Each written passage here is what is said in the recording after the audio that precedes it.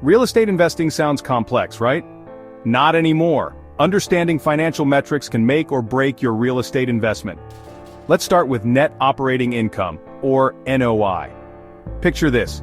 You've got a small apartment building generating $120,000 a year in rental income. After accounting for $6,000 in vacancy loss and $36,000 in operating expenses, you're left with an NOI of $78,000. Sweet, right? Now let's talk about cash-on-cash return.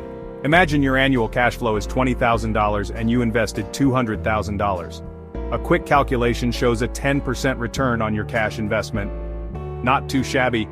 Finally, there's the internal rate of return, or IRR. This one's a bit more complex, but tools like Excel can help.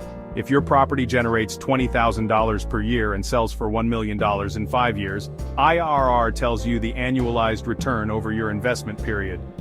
It's like having a crystal ball for your money. Remember, use conservative estimates to protect against market swings and regularly update your models. With these metrics in your toolkit, you'll be turning real estate into real profit in no time.